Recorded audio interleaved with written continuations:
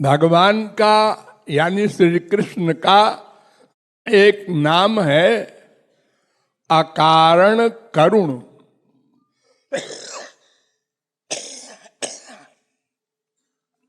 अकारण करुण, बिन हेतु सनेही, अर्थात बिना कारण के कृपा करने वाले। संसार में जितने भी लोग कृपा करते हैं उसमें कारण होता है। हम अपने बेटे पर कृपा करते हैं, पालते पोसते पढ़ाते लिखाते हैं, उसमें कारण है स्वार्थ। हम ऐसे दान करते हैं अपरिचित को तो उसमें भी स्वार्थ है। उसमें क्या स्वार्थ है? वो कोई हमारे यहां आके काम करेगा? नहीं, उसमें ये स्वार्थ है कि मरने के बाद भगवान हमको अच्छा फल देंगे अगले जन्म में, यानी परमार्थ रूपी स्वार्थ है। यानी संसार में कोई भी बिना कारण के कृपा कर ही नहीं सकता।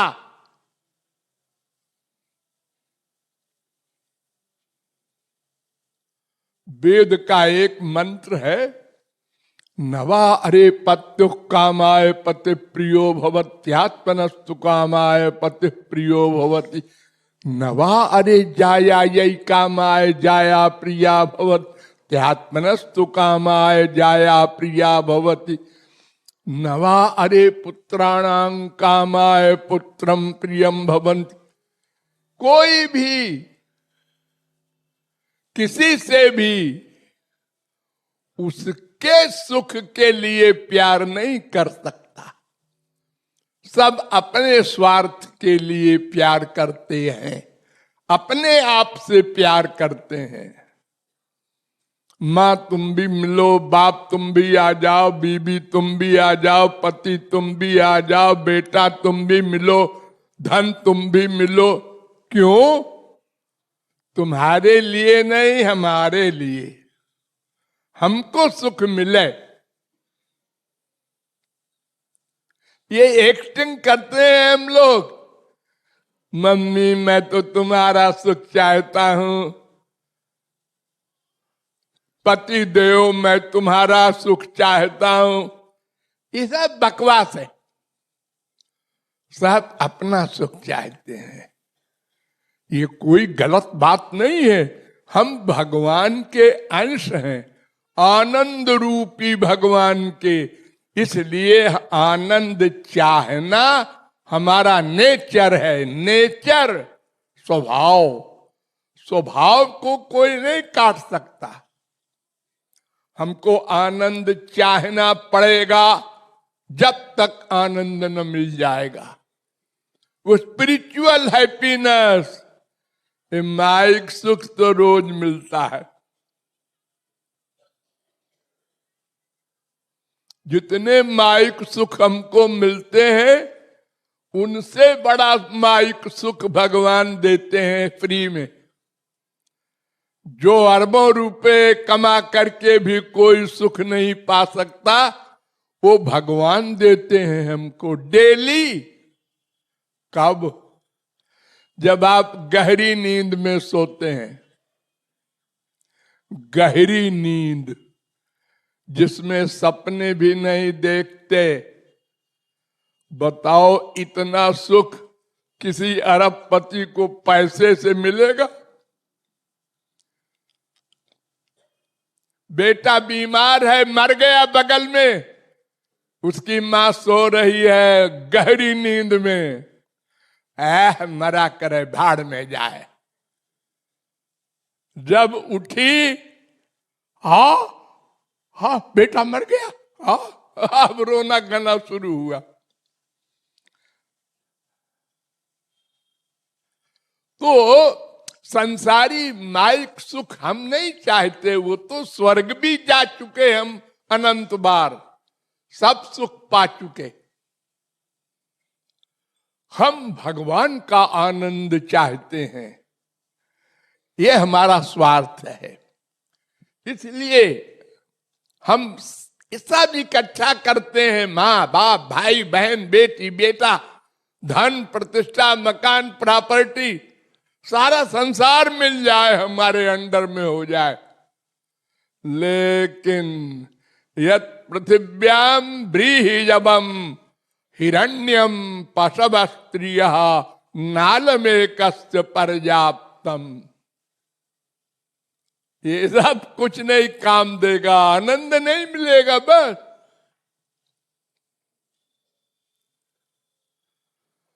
खूब विषय भोग मिल जाए तो आनंद मिल जाए, तृप्ति हो जाए ना ना, और कामनाएं बढ़ेंगी। भागवत में एक कथा है, आप लोग सुने होंगे। एक सौभरी मुनि थे, यमुना के जल के अंदर डूबकर और भगवान की भक्ति करते थे। एक दिन किसी बहुत बड़े मछली को पानी के अंदर विषय भोग करते देख लिया। बस बाहर निकले और कहा, मैं भी अब संभोग करूंगा, अब मुझे एक लड़की चाहिए। तो मानधाता राजा थे, उनके 50 लड़कियां थी। वहां गए, उन्होंने कहा आप एक लड़की दे दीजिए हमको, ब्याह करेंगे। ये इतने बूढ़े सौभरी मुनि, राजा ने कहा मैं लड़की इनको बूढ़े आदमी को दूं तो लड़की का भविष्य क्या होगा? लेकिन ये तो बहुत बड़े प्रख्यात मुनि है, अगर नहीं दूंगा तो श्राप दे देंगे, सब लड़कियां मर जाएंगी। अब क्या करें? तो उनके माइंड में भगवान ने प्रेरणा दी। उनने कहा कि देखिए महाराज, मैं एक प्रार्थना करूं? हाँ हाँ बोलो। हमारी 50 लड़कियों हैं, मैं सबको आपके सामने खड़ा कर दूंगा, और जो लड़की आपको पसंद करके जयमाला पहना देगी स्वयंवर, तो उससे आप ब्याह कर लीजिएगा। वो समझ गए कि मैं बूढ़ा हूं, इसलिए ये हमको 420 कर रहा है। तो उन्होंने अपने को परम सुंदर 18 साल का लड़का बना दिया। तो बहुत बड़े योगी थे। अब बैठ गए, हाँ लाइए आप लड़कियों को। अब 50 लड़कियां आसक्त हो गई उनके ऊपर कि हम ब्याह करेंगे, हम ब्याह करेंगे। अब मानधाता परेशान, लेकिन वो तो कह चुके थे कि जो लड़की आपको पसंद कर लेगी उससे आप ब्याह कर लीजिएगा। अब 50 लड़कियों ने कर लिया, तो उन्होंने कहा ठीक है, हम 50 रूप धारण कर लेते हैं। वो 50 बन गए। मानधाता ने कहा अब ठीक है, ले जाओ। अब वो सौभरी मुनि 50 लड़कियों के साथ विषय भोग करने लगे और 5000 बच्चे हो गए। तो एक दिन अकेले में बैठे थे महल में, तो उन्होंने कहा मैं कहां था और कहां पहुंच गया, ये क्या हो गया मुझको? तो उन्होंने कहा, अरे मनुष्यों सुनो, अहो इमं पश्यत में विनाशम, अरे मेरे सर्वनाश को देखो।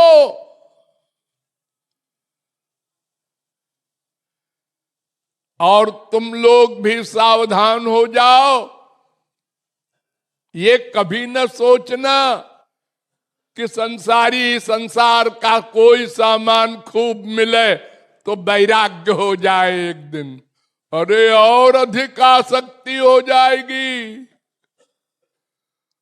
जैसे जलती हुई आग में घी पड़ता है तो आग बढ़ जाती है, ऐसे ही संसारी विषय भोग से और संसारी कामना पैदा होती है, शांत नहीं होती।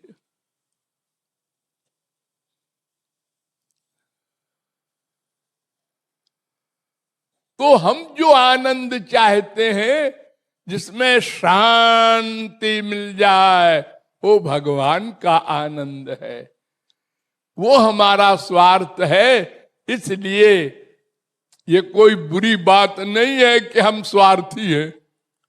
ये स्वार्थ तो होना ही चाहिए। हम तो इस शरीर के स्वार्थ को स्वार्थ मान बैठे हैं, ये मूर्खता है।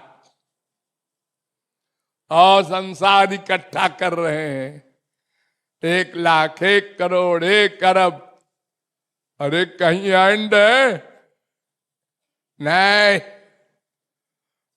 सुरपतिर ब्राह्मम पदम याचते, स्वर्ग सम्राट ब्रह्मा का पद चाहता है। ये बीमारी स्वर्ग तक है।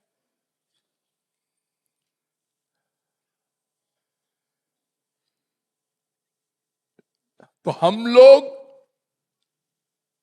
केवल श्याम सुंदर का वो अलौकिक सुख चाहते हैं, तो वो हमारे पिता है। और अकारण करुण क्यों है? इसलिए कि उनको हमसे कुछ नहीं चाहिए।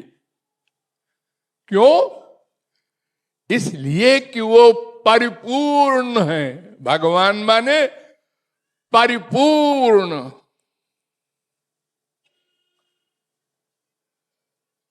हमको उनसे चाहिए, उनको हमसे नहीं चाहिए। वो देते देते देते देते हैं, लेते नहीं। और हम दे भी क्या सकते हैं? हमारा शरीर गंदा, वो क्या करेंगे? हमारा मन और गंदा, पाप युक्त। और है क्या तीसरी चीज हमारे पास? प्रॉपर्टी। ये तो उन्हीं का है संसार। हम कोई माँ के पेट से प्रॉपर्टी बना के लाए थे? हम तो निराकार माँ के पेट में गए थे और फिर निराकार माँ का पेट छोड़ करके, वो दिया हुआ शरीर छोड़ करके जा रहे हैं। और फिर किसी के हम पेट में जाएंगे अगर भगवत प्राप्ति नहीं किया। पुनरपि जननम पुनरपि मरणम पुनरपि जननी जठरे शयनम, यही हो रहा है। तो भगवान अकारण करुण है। देखो सबके हृदय में बैठे हैं। हम लोग तनख्वाह देते हैं? नहीं, अपने आप बैठे हैं। तो बैठ के क्या फायदा हमारा? अरे बड़ा फायदा है। हमने पूर्व जन्म में जो अच्छे कर्म किए थे उसका फल देते हैं। अरे तो बुरे कर्म का फल भी तो देते हैं। हाँ, वो भी कृपा है। अगर बुरे कर्म का फल न मिले तो हम तो पता नहीं क्या राक्षस हो जाएं। इतने चप्पल जूते मिलते हैं, आज बाप मर गया, आज बेटा मर गया, आज लाश हो गया, आज ये हो गया, वो हो गया। इस पर तो ये हाल है कि भगवान को भूले हुए हैं। अगर ये दंड न मिलता तो फिर हम भगवान मानते अपने आप को। अरे भाई देखो, इतनी जेल भगवान संसारी गवर्नमेंट ने बनाए हैं, क्यों? कि इसका डर बना रहे लोगों को अपराध न करें। अब अगर ये सब जेल समाप्त कर दिए जाए तो देखो फिर 24 घंटे में कौन आदमी बचेगा। सारे एक दूसरे को मार डालते। तो भगवान हम सब हमारे हृदय में बैठकर पूर्व जन्म के हमारे कर्मों का फल देते हैं। हम तो जानते नहीं हमने क्या किया था पहले।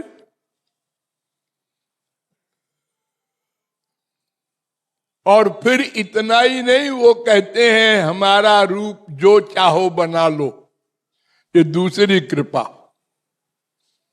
तुम हमको तो पहले देख नहीं सकते, अपने मन से बना लो, हम उसको असली मान लेंगे।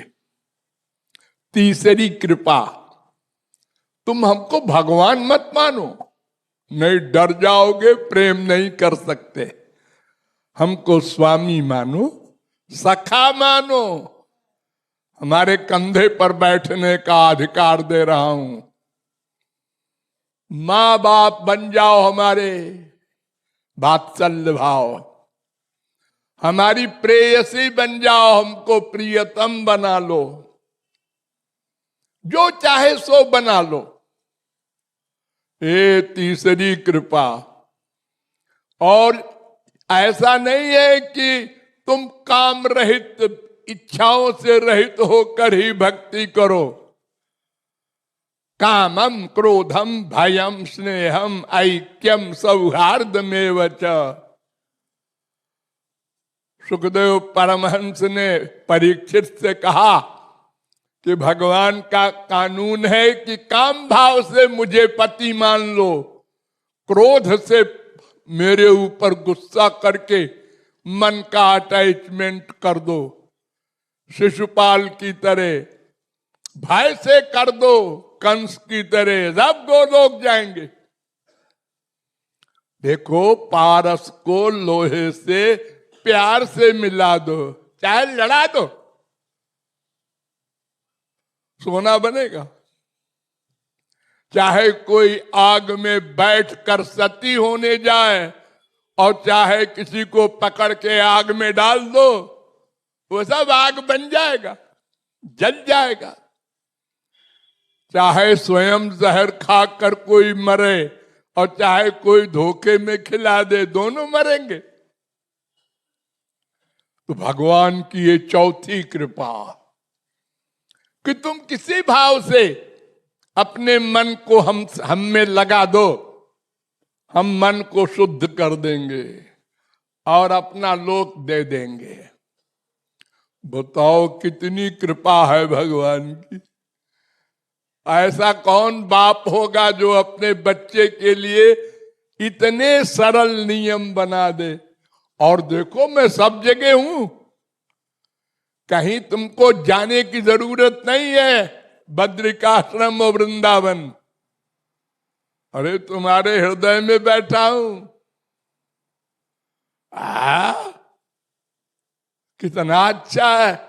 पैर नहीं है, कोई बात नहीं, हाथ नहीं है, कोई बात नहीं, अंधा हूं महाराज, कोई बात नहीं, मन तो है, मन मुझ में लगा दो बस।